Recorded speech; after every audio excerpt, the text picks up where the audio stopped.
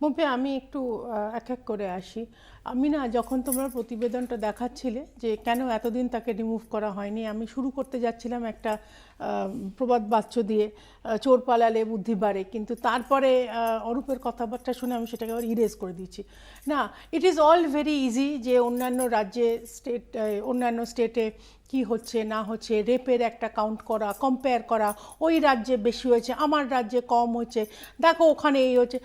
এটা একটা মহিলা হয়ে খুব দুঃখের সঙ্গে, খুব অভিমানের সঙ্গে আমি বলতে বাধ্য হচ্ছি, ইরিসপেক্টিভ অফ গভর্নমেন্ট, আদি অনন্তকাল ধরে সমস্ত জায়গায় মহিলারা নির্যাতিত হয়, এটা নিয়ে কোনো রকম দ্বিমত নেই। তফাৎটা কোথায়, যে মহিলা মুখ্যমন্ত্রী থাকা সত্ত্বেও তিনি না মহিলাদের সঙ্গে সমবেদনা দেখান, না কোনো পজিটিভ কমেন্ট করেন, এবং উল্টে তিনি যেটা করেন যে এমন এমন তিনি মন্তব্য করেন, 14 বছরের মেয়ে রেপ হয়েছে, দেখো তার অ্যাফেয়ার চলছিল কিনা, পার্কস্ট্রিটের ঘটনা সাজানো ঘটনা। সেই সময় আবার তার অন্যান্য মন্ত্রীরা, মহিলা মন্ত্রীরা বলেন যে it is a miss negotiation between customer and client. এই কথাগুলোতে কিন্তু তুমি অন্যান্য কোনো রাজ্যে শুনবে না।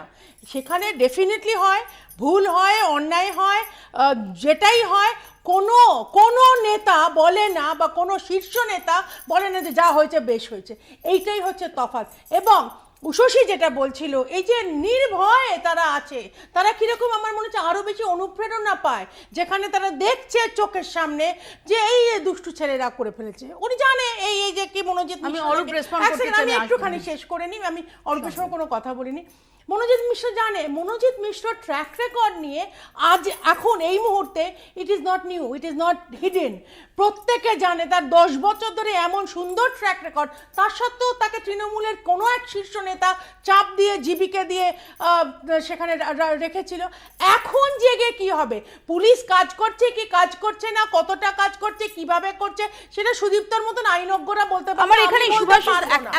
কিন্তু আমার একটা জাস্ট লাস্ট কথা, জাস্ট একটা লাস্ট কথা, এই যে বারবার রেপকে জাস্টিফাই করা হচ্ছে না, আর সমস্ত রেপ 15 বছর ধরে তুমি দেখো যে কটা রেপ এখানে হয়েছে, সব জায়গায় নয় তৃণমূল, নয় তৃণমূলের শীর্ষকর্তা উত্তর